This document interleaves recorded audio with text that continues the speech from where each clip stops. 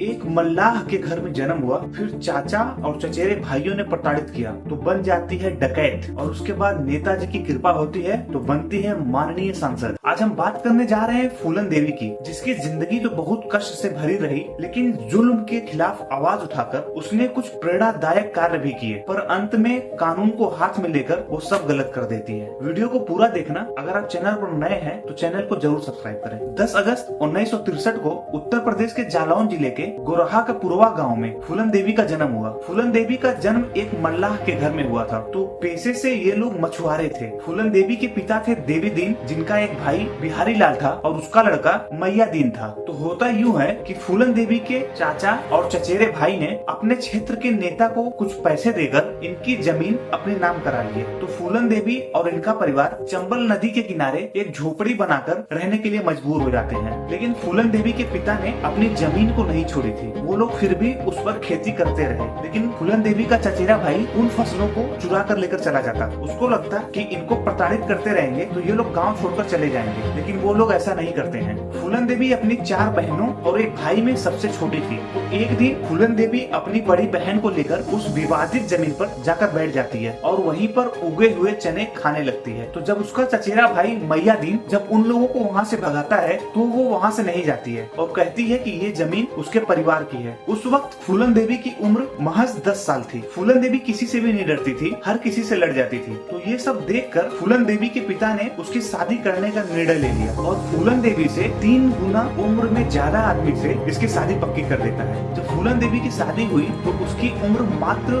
12 से 14 वर्ष की थी। तो शादी के समय ये निर्णय हुआ कि 3 साल बाद फूलन देवी अपने ससुराल जाएगी। लेकिन शादी के 3 महीने बाद ही टूटी लाल यानी फूलन देवी का पति उसको लेकर अपने घर चला जाता है। फूलन देवी की उम्र इतनी छोटी थी और उसके पति की उम्र लगभग 40 वर्ष थी। तो शारीरिक संबंध बनाने के लिए फूलन देवी का शरीर तैयार नहीं था, लेकिन उसका पति पुतीलाल उसको हर दिन प्रताड़ित करता रहा, जिसकी वजह से फूलन देवी की तबीयत बहुत बिगड़ जाती है। तो इस वजह से फूलन देवी अपना ससुराल छोड़ देती है और अपने किसी दूर के रिश्तेदार के यहाँ जाकर रहने लगती है। लेकिन उससे कुछ ही दिन बाद वो अपने गांव बहमई वापस आ जाती है और सन 1979 के जुलाई में बाबू गुज्जर नाम के डकैत ने उसे उसके गांव से किडनैप कर लिया और बाबू गुज्जर उसके साथ लगातार बलात्कार करता रहा। लेकिन उसी बीच बाबू गुज्जर की गैंग का एक दूसरा आदमी विक्रम मल्लाह, वो ये सब देखकर बहुत दुखी होता है क्योंकि फूलन देवी भी मल्लाह ही थी, और जिसके परिणाम स्वरूप एक दिन वो बाबू गुज्जर का कत्ल कर देता है और सारे डाकुओं का सरदार बन जाता है। फिर फूलन देवी और विक्रम मल्लाह दोनों एक साथ रहने लगे। विक्रम मल्लाह ने फूलन देवी को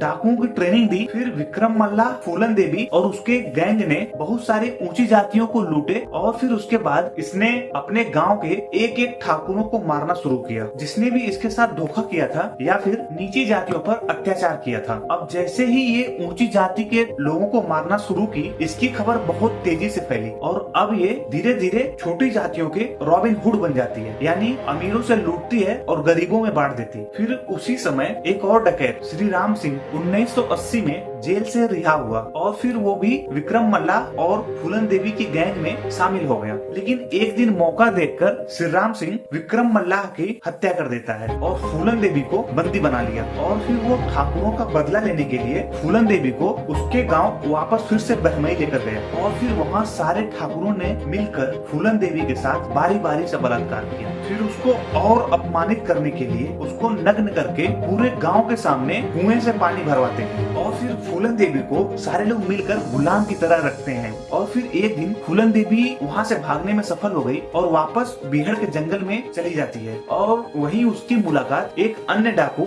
मान सिंह से होती है। फिर इन दोनों ने मिलकर एक नया गैंग बनाया और फिर ठाकुरों से बदला लेने के लिए 14 फरवरी 1981 को ये अपनी गैंग के साथ बहनई गाँव में फिर से वापस आती है और लाउड स्पीकर लगाकर ऐलान करवाती है कि गाँव वाले श्री राम सिंह और उसके भाई को इन्हें सौंप दे। लेकिन जब श्री राम सिंह और उसके भाई इसके गैंग के सामने नहीं आते हैं तो डाकुओं ने सारे घर की तलाशी शुरू की और हर घर को लूटने लगे। लेकिन फिर जब ये लोग कहीं पर भी नहीं मिलते हैं तो श्री राम सिंह के करीबी लगभग 22 लोगों को ये लोग यमुना नदी के किनारे लेकर जाते हैं और एक लाइन में खड़ा करके पीछे से सबको गोली मार देते हैं, जिसमें से कि 20 लोगों की वही तुरंत मृत्यु हो जाती है और जिसमें से केवल 2 लोग जिंदा बचते हैं। और इतनी बड़ी नरसंहार की वजह से उस समय के मुख्यमंत्री वीपी सिंह को रिजाइन देना पड़ा। हालांकि हालांकि इस 20 लोगों की मौत में फूलन देवी का नाम नहीं आता है, क्योंकि किसी ने देखा ही नहीं था कि उन 20 लोगों को किसने गोली मारा था। इस घटना के बाद फूलन देवी अपनी गैंग के साथ फरार रहती है, और जिसकी वजह से भारत सरकार के ऊपर बहुत ज्यादा प्रेशर बनने लगता है, क्योंकि तब तक कोई भी गिरफ्तारी नहीं हुई थी। अब पुलिस फूलन देवी के ऊपर और दबाव बनाने के लिए फूलन देवी की मां को 5 महीने तक कल्पी जेल में बंद करके रखा, पर फिर भी वो हाथ नहीं लगती है। लेकिन पुलिस लगातार दबिश देती रही। लेकिन फिर पुलिस से और फूलन देवी से किसी तरीके से बात हुई तो फूलन देवी ने एक लंबे नेगोशिएशन के बाद हथियार डालने यानी सरेंडर करने के लिए राजी हो जाती है, लेकिन वो भी मध्य प्रदेश में। फिर एक दिन 8000 लोगों की मौजूदगी में महात्मा गांधी और माता दुर्गा की प्रतिमा के सामने फूलन देवी ने सरेंडर किया। फूलन देवी के ऊपर 48 मुकदमे थे, लूट, डकैती, अपहरण और मर्डर के। उस समय फूलन देवी को जेल होती है और फिर उसके 10 साल बाद फूलन देवी को जमानत मिल जाती है। फिर 1994 में सपा की सरकार थी और मुलायम सिंह यादव ने फूलन देवी के ऊपर से सारे मुकदमे वापस ले लिए, और 1996 के जनरल इलेक्शन में फूलन देवी मिर्जापुर की सपा सीट से एमपी का चुनाव लड़ती है और 30,000 वोटों से जीतकर वो माननीय सांसद बन जाती है। फिर उसी साल 1994 में ही उसने